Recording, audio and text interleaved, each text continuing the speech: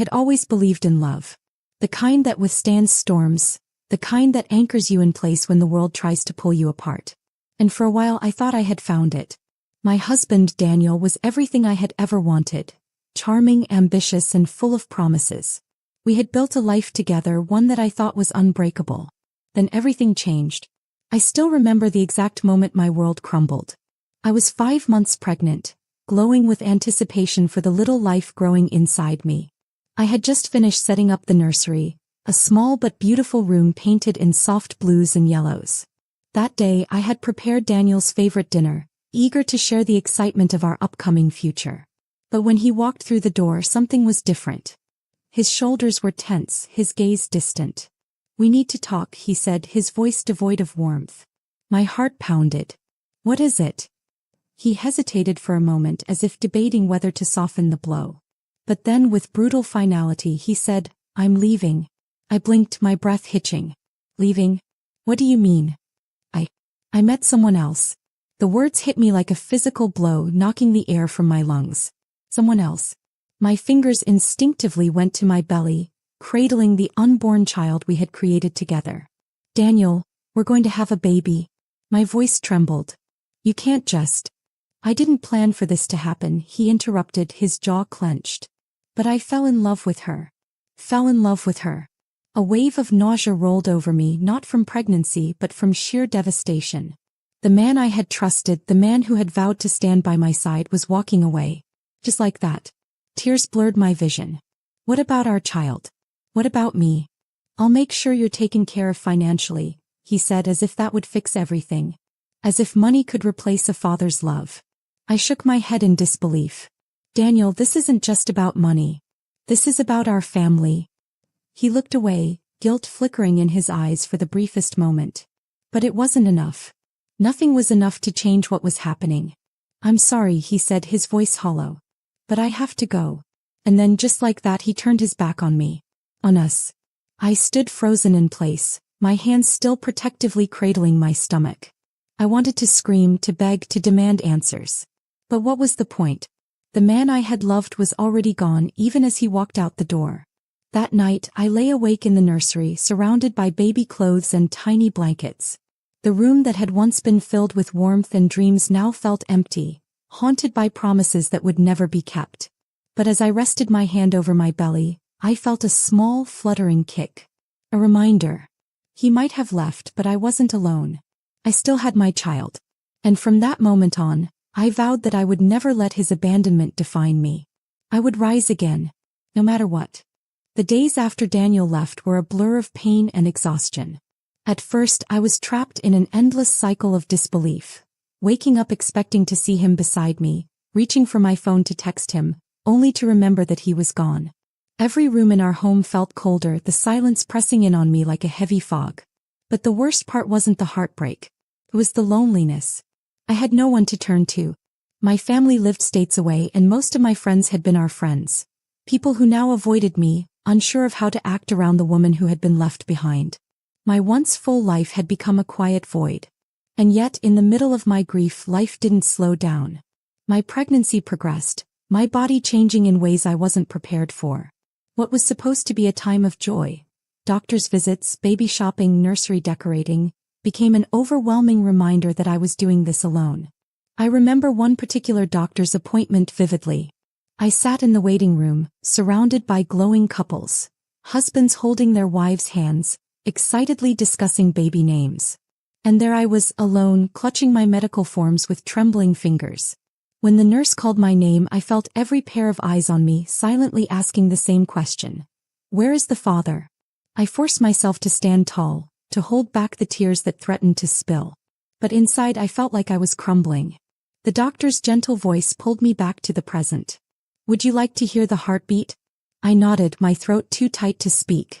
And then there it was. A steady, rhythmic thumping filling the small room. Strong, unwavering, alive. My baby's heartbeat.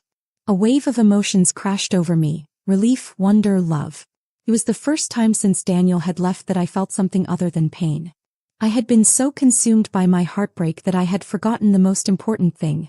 I wasn't alone. That tiny heartbeat reminded me that I had a reason to keep going. A reason to fight. That night I made a decision. I wasn't going to let Daniel's betrayal define me. I wasn't going to let his absence turn me into someone bitter and broken. I had a child to raise, a future to build. So I started over. I moved out of the house we had shared, unable to bear the memories that haunted its walls. I found a small apartment, not much but mine. I picked up extra hours at work, saving every penny for the baby. I took birthing classes alone, learning how to be both a mother and a father. It wasn't easy. There were nights I cried myself to sleep, exhausted and afraid. Mornings when I woke up to overwhelming anxiety, wondering if I was strong enough to do this. But each day I pushed forward. I found comfort in the little things. The first tiny kicks, the warmth of the sun on my face as I decorated the nursery, the kindness of strangers who offered a helping hand when I least expected it. And slowly I began to heal. Not because I had stopped loving Daniel, but because I had started loving myself again. For the first time in a long time, I wasn't waiting for someone to save me. I was saving myself. And I was doing it for the person who mattered most. My child. The months passed faster than I expected. The weight of heartbreak never fully disappeared, but it became easier to carry. Every kick, every fluttering movement inside me was a reminder that I wasn't just surviving, I was preparing for something greater. Then the day finally arrived. It started with a dull ache in the middle of the night, pulling me from restless sleep. At first, I thought it was just another discomfort, another symptom of pregnancy. But then the pain deepened, coming in steady waves. By the time I reached the hospital, I was gripping the edge of my seat, my breath shallow as contractions surged through me. I had imagined this moment so many times. I had read every book, watched every video, prepared for every possibility. But nothing truly prepares you for the overwhelming reality of bringing life into the world. Labor was long. Hours blurred together, filled with pain, exhaustion, and moments where I didn't think I could keep going. I had no hand to hold, no reassuring voice whispering that I was doing great. But I had something stronger: determination. And then, finally, after what felt like a lifetime, I heard it. A sharp, piercing cry. Tears flooded my eyes as a nurse gently placed a small, wriggling body into my arms. My baby. A little boy, his tiny fingers curling instinctively around mine, his face scrunched up as he took his first breaths in this world. I had thought I knew love before. But in that moment, holding my son against my chest, I felt love in a way I never had before. Unshakable. Boundless. I whispered his name for the first time. The name I had chosen alone. The name that now belonged to the little soul who had given my life a whole new meaning. As I stared down at him, everything else faded. The pain, the betrayal, the loneliness. It didn't matter anymore. I wasn't just a woman who had been left behind. I was a mother. And that was more powerful than anything Daniel had taken from me. I promised Liam right there in that hospital room that I would give him a life full of love. That I would never let him feel like he was missing something, even if his father had chosen not to be there. It wouldn't always be easy. But as I traced my fingers over his soft, tiny features, I knew one thing for certain. I wasn't alone. I never had been. Because from this moment forward, my life belonged to something far greater than my past. It belonged to my son. And I would fight for him with everything I had. Time has a way of healing wounds, even the deepest ones. The first few months after Liam's birth were the hardest. I was exhausted beyond anything I had ever known, surviving on caffeine and sheer willpower. Late-night feedings, doctor visits, endless diaper changes. Motherhood was both beautiful and utterly overwhelming. But I adapted. I learned to function on little sleep, to juggle work and motherhood, to celebrate the small victories, like the first time Liam slept through the night or the moment he reached out for me with tiny, trusting hands. And as Liam grew, so did I. I stopped thinking about Daniel. At first, it was an effort, pushing the thoughts away, forcing myself not to wonder what his life looked like now. Did he ever regret leaving? Did he ever think about the child he abandoned? But with time, those questions became meaningless. I had built a life without him, one where Liam was happy and thriving. Still, I won't pretend it was easy. Raising a child alone had its challenges. There were moments of self-doubt, nights where I cried quietly in my room, afraid I wasn't doing enough. But every time Liam laughed, every time he reached for me with his bright, innocent eyes, I knew I was exactly where I was meant to be.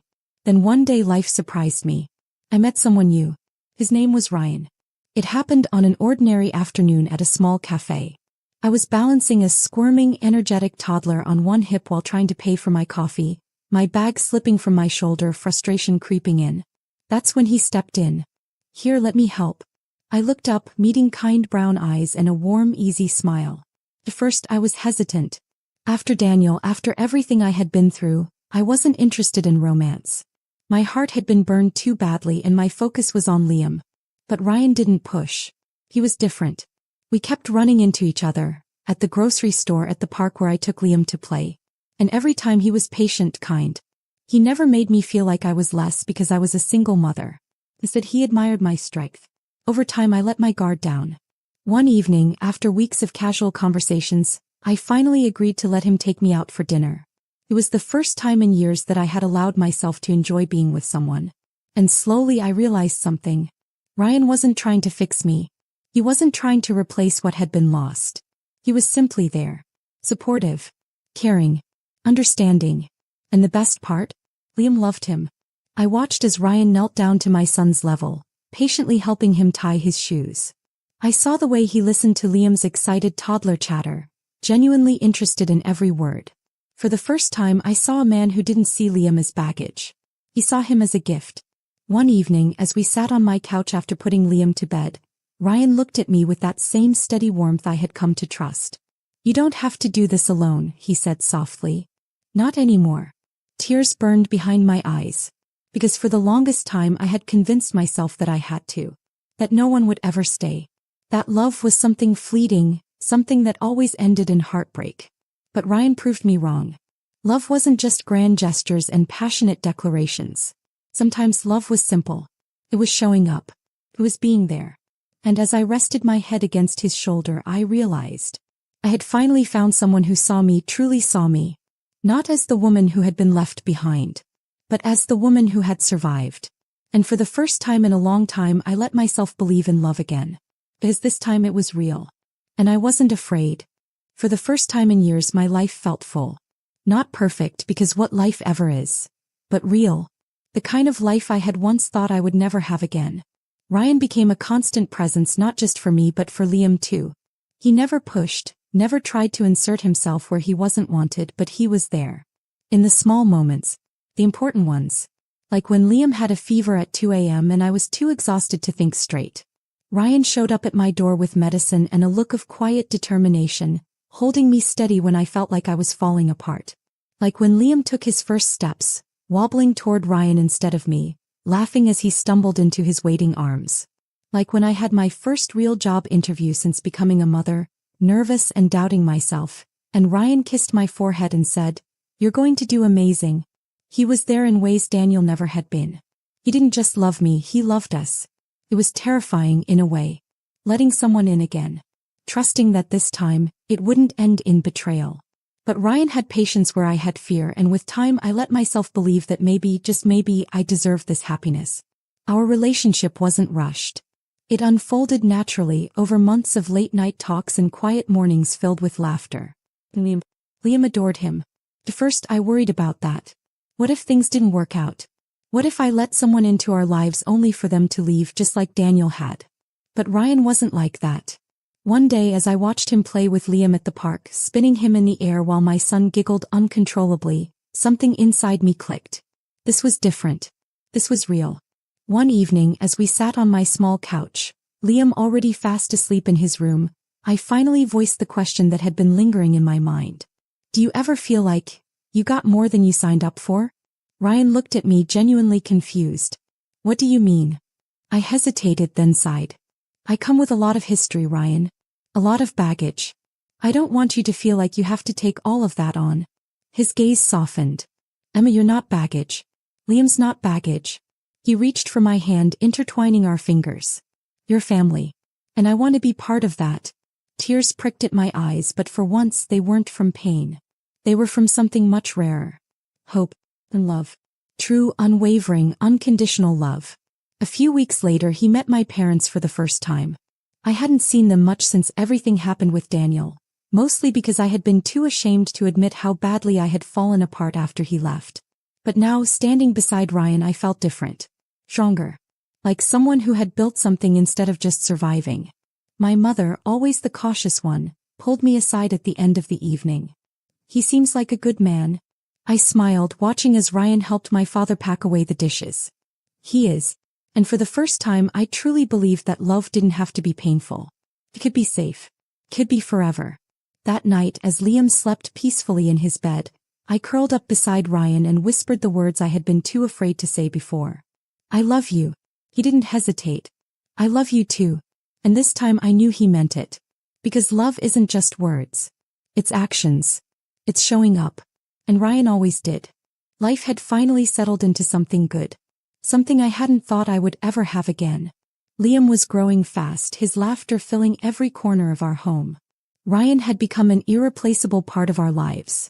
Steady, loving, always there. The three of us had become a family.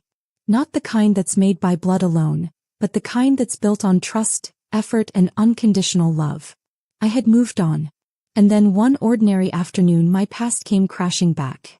I was at the park with Liam, watching as he ran across the grass, his little feet kicking up dust as he chased after his toy airplane. The warm breeze carried his giggles through the air and I smiled, feeling at peace. Then I heard his voice. "Emma?" The world seemed to tilt. I turned, my breath catching in my throat. "Daniel." He stood a few feet away, looking almost the same but different. His once pristine appearance now slightly rougher, his face lined with something that looked dangerously close to regret. My entire body went cold. He shouldn't be here. He had no reason to be here. But there he was, standing in front of me, looking at me like he had the right to. "Emma," he said again, taking a step closer. "It's been a long time." I swallowed hard, my hands clenching into fists. "What do you want?" His eyes flickered past me, toward Liam. Toward our son. A sick feeling twisted in my stomach.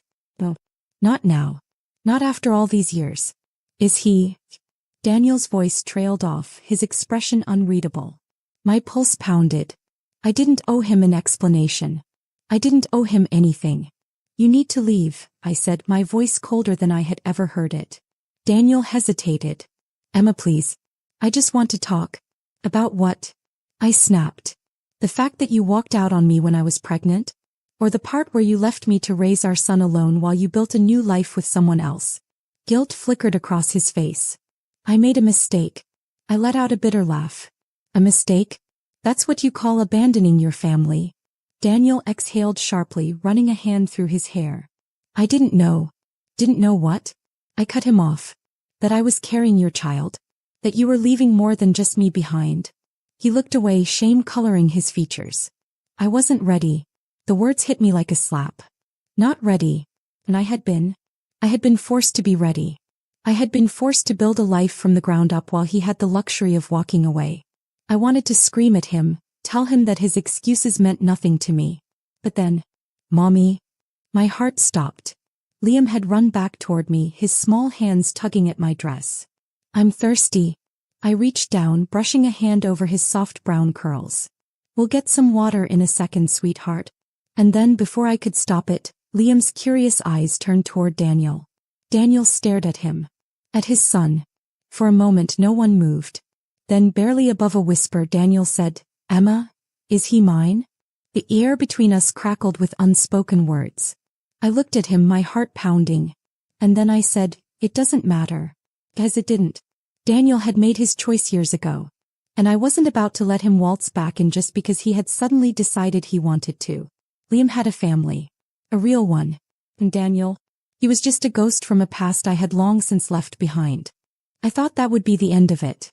That after our confrontation in the park, Daniel would take the hint and disappear, just like he had before.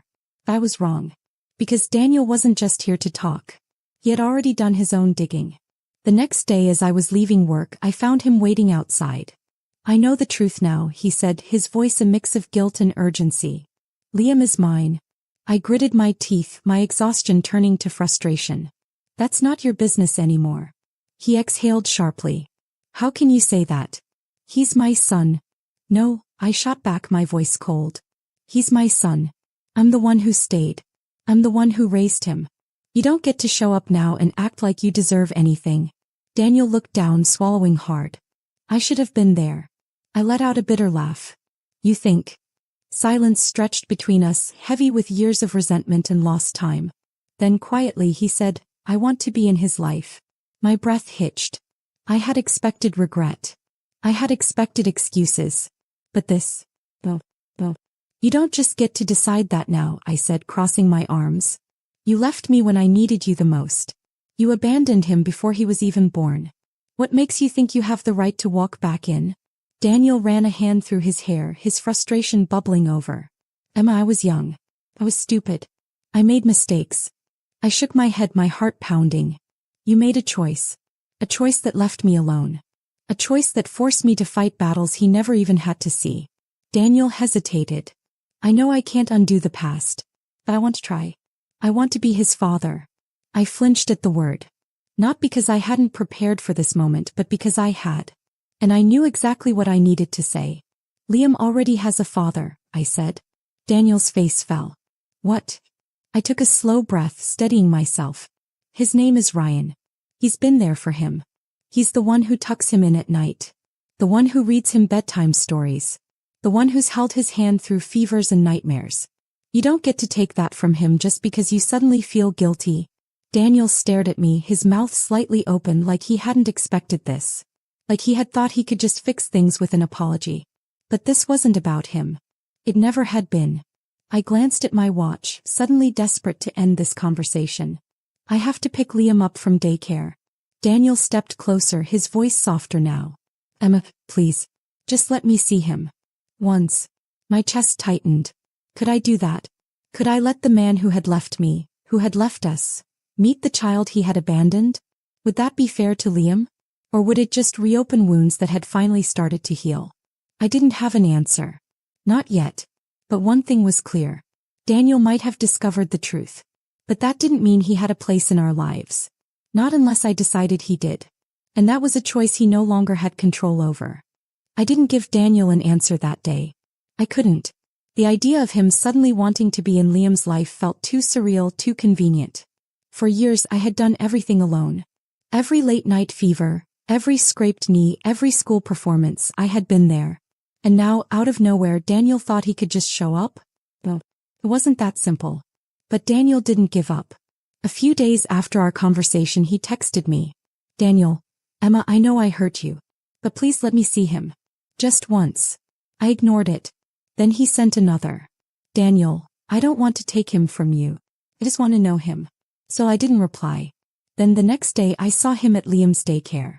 I froze. Liam hadn't noticed him yet, too busy laughing with his friends. But Daniel was standing at a distance, his hands in his pockets, watching. I walked straight up to him, my heart hammering. What are you doing here? He exhaled, looking exhausted. I just wanted to see him. That's not how this works, Daniel. I kept my voice low, controlled, but my patience was wearing thin. You don't get to stalk his daycare. If you want to talk about this, we do it on my terms. He nodded, rubbing his face. I get it. I don't know how to do this. I studied him carefully. For the first time, he didn't look like the arrogant man who had walked away from me years ago. He looked uncertain. But that didn't mean I trusted him. That night I talked to Ryan.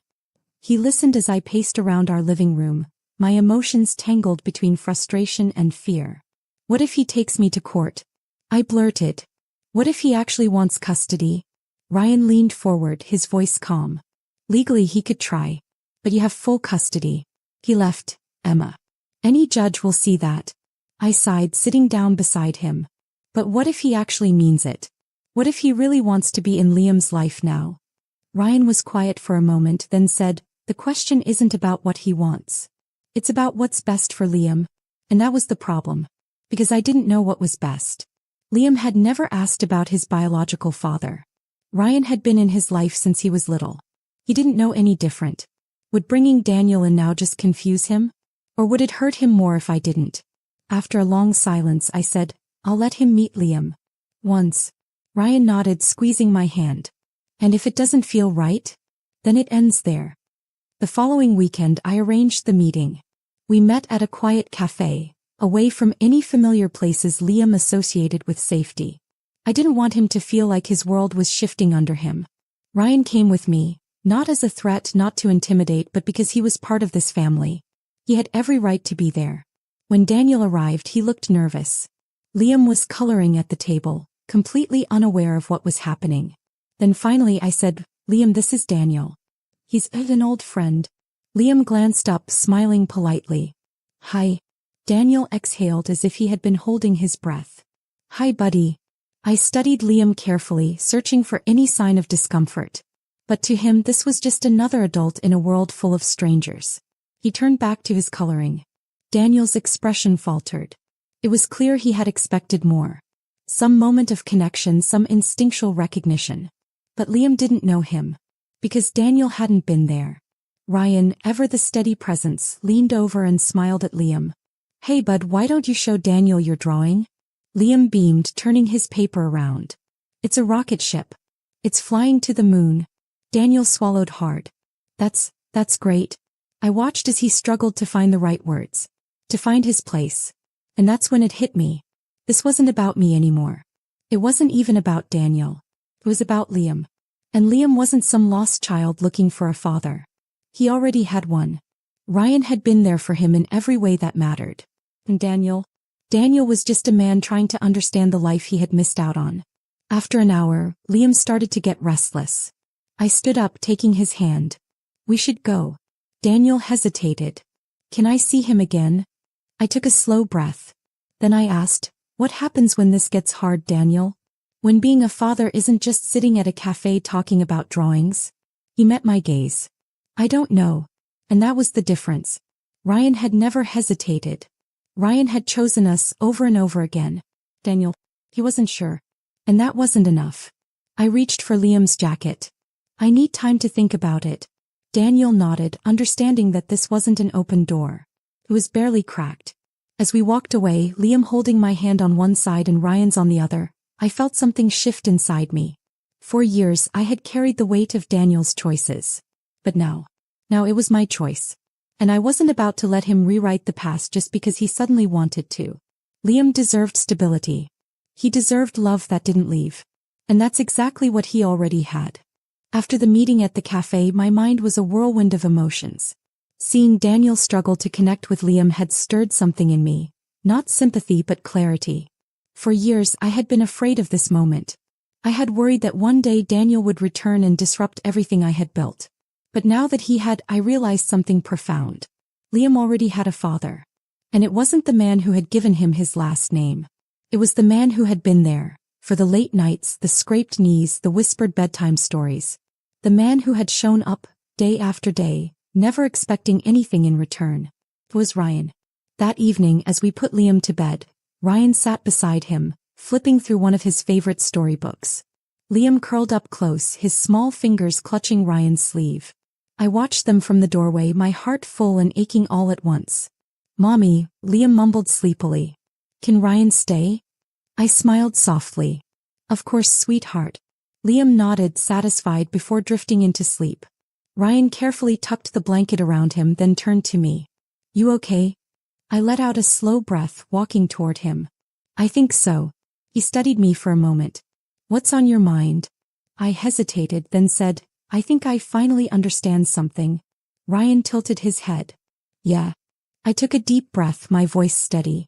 Fatherhood isn't about biology. It's about showing up. About being there even when it's inconvenient, even when it's hard. His expression softened, but he stayed quiet, letting me find my words. Daniel might be Liam's biological father, I continued. But you're his dad. Ryan blinked, his jaw tightening slightly.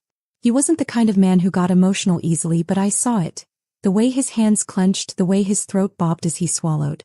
You mean that? He asked quietly. I nodded. I do. Something shifted in his eyes. Something deep and unspoken. He reached for my hand, squeezing it tightly. I never wanted to replace anyone, he murmured. I just wanted to love both of you the best way I knew how. Tears welled in my eyes, but they weren't from sadness. They were from gratitude. Ryan had never asked for this life.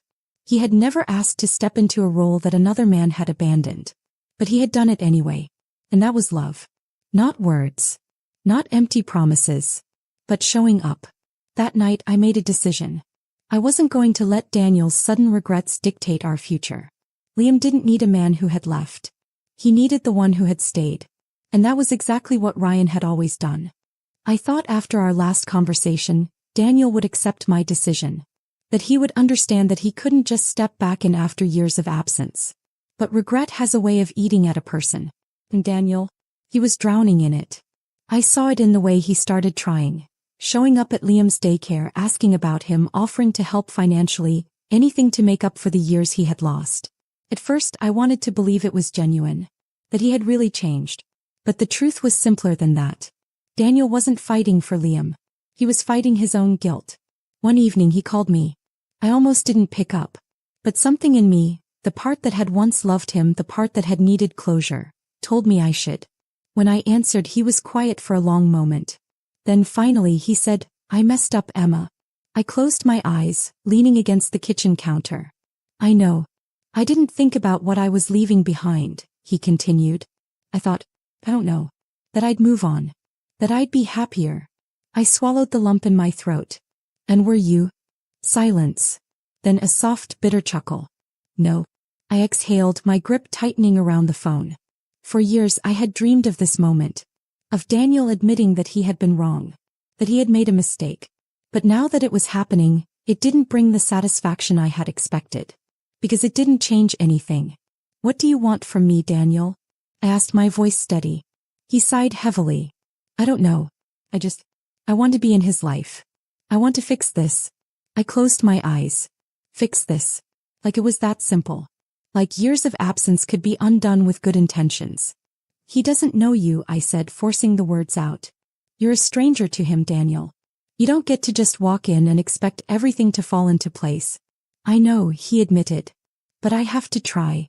I hesitated. I could hear the sincerity in his voice. The regret. Vain. But the problem was, regret wasn't enough. It wasn't enough to erase the nights I had spent rocking Liam to sleep alone. It wasn't enough to erase the fear I had felt when I wondered if I would be enough for my son. It wasn't enough to erase the years of distance between them. I sighed, rubbing my temples. "I need time to think about this." Daniel didn't push. "Okay." And for the first time in a long time I realized something. I forgave him. Not because he deserved it. But because I did. I didn't want to carry the weight of his mistakes anymore. I had moved on. And Daniel? He was left standing in the ruins of the life he had chosen to abandon. After my conversation with Daniel, I expected to feel conflicted. To feel torn between the past and the present, between giving him a second chance and protecting the life I had built. But as I sat in the quiet of my home watching Ryan help Liam put together a puzzle on the living room floor, I realized something. I wasn't torn at all. I had already made my choice. And it wasn't Daniel. That night, after Liam went to bed, I turned to Ryan. "I talked to Daniel today." Ryan didn't look surprised. "How'd it go?" I exhaled slowly. "He wants to be in Liam's life." A flicker of emotion crossed Ryan's face. Concern, maybe even a hint of sadness. "And what do you want?" I hesitated. Then with certainty I said, "I want this." His brow furrowed slightly. "Emma, you don't have to." "I know," I interrupted gently. "I know I don't have to choose between him and you. But that's not what this is about. This isn't a battle. It's just," I let out a breath. "I don't want to look back anymore. I spent years surviving what he did to me. And I did survive. But I also moved on." Ryan studied me, searching my face. "So what happens now?" I swallowed hard, then said, "I'll let Daniel see Liam. Supervised. Fully. But he doesn't get to rewrite history. He doesn't get to come back and erase everything that happened." Ryan nodded, processing my words. "And us." I smiled softly, reaching for his hand. "You are my future, Ryan." The tension in his shoulders eased and he exhaled, squeezing my fingers. I had worried, maybe irrationally, that Ryan would feel insecure about this. That he'd think I was opening a door that should stay closed.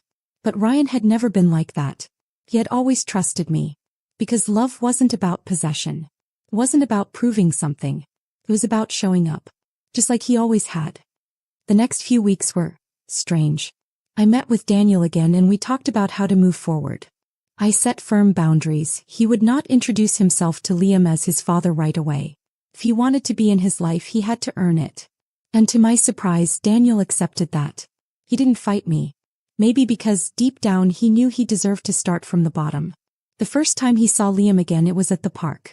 I watched from a distance as they sat on a bench together, Daniel asking him about his favorite superhero, about what he liked to do. Liam answered politely but without much excitement. Because to him, Daniel was just another adult. I knew then that this wasn't going to be some miraculous reunion. There was no magical moment where Liam suddenly realized who Daniel was and ran into his arms. No, this was going to take time. And maybe that was a good thing. Maybe, for once, Daniel would have to work for something real. But as I watched them, I also knew something else. Even if Liam and Daniel built a relationship, nothing would ever take away the life I had built. As I had already won. Not over Daniel, not over the past, but over everything that had once tried to break me. Months passed. Slowly, steadily, things began to settle into a rhythm. Daniel kept his word. He didn't push, didn't demand more than what I allowed. He showed up when I scheduled visits, kept his conversations with Liam light and pressure-free. But despite his efforts, I could see the truth written in every hesitant glance, every strained smile. He was an outsider. Liam still didn't know who he really was. And I wasn't sure if I was ever going to tell him. Not because I wanted to erase Daniel from his life, but because, what did biological truth really mean when the emotional truth had already been written? Liam had a father. A real one. A man who had been there from the beginning, who knew the little things. How Liam hated the crust on his sandwiches, how he always needed his stuffed dinosaur when he was nervous, how he tilted his head when he was curious just like I did. That man was Ryan. And it always had been. One evening Ryan and I sat on the couch, Liam asleep in his room. The house was quiet except for the soft hum of the TV in the background. I shifted closer, resting my head against his shoulder. I think I've finally figured it out, I murmured. Ryan looked down, his fingers absent-mindedly tracing patterns on my arm. Figured what out? What family really means. His hand stilled and I could feel him waiting, giving me the space to say it in my own time. For so long I thought it was about blood, I continued. About biology. But that's not it, is it? Ryan exhaled softly. No, it's not.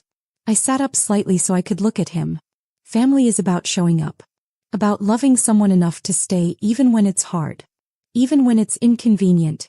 He smiled, brushing a loose strand of hair from my face. Yeah. I think so too. I took a deep breath, my chest tightening with emotions I had held back for too long. Ryan, I hesitated, my fingers gripping his. I want you to be Liam's father. Officially. His entire body went still.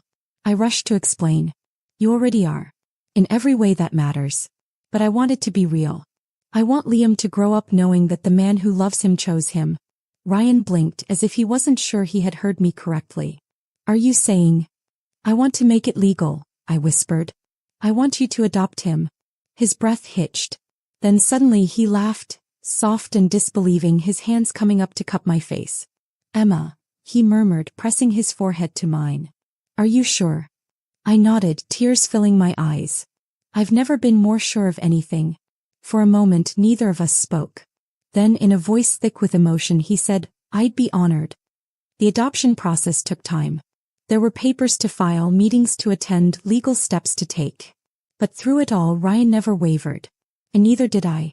When the final court date arrived, we stood before the judge, Liam holding tightly to Ryan's hand. He didn't understand all the legal talk, but he knew something important was happening. And when the judge finally looked at Ryan and asked, Do you willingly accept full parental responsibility for this child? Ryan didn't even hesitate. Yes, he said firmly. I do. Tears streamed down my face as the judge signed the papers, making it official. Liam turned to Ryan, tilting his head. What does this mean? Ryan crouched down, smiling. It means I get to be your dad forever. Liam beamed, wrapping his little arms around Ryan's neck. You were already my dad. Ryan closed his eyes, his expression filled with love so deep it made my heart ache. That night as we tucked Liam into bed, he looked up at us sleepily. I love you, Mommy, he mumbled. I kissed his forehead. I love you too, baby. Then he turned to Ryan. Love you, Daddy. Ryan's breath caught, his fingers tightening around the blanket. I love you too, kiddo, he whispered. And in that moment I knew. This was what healing looked like. Not forgetting the past. Not erasing what had happened. But choosing the future. And I had chosen right.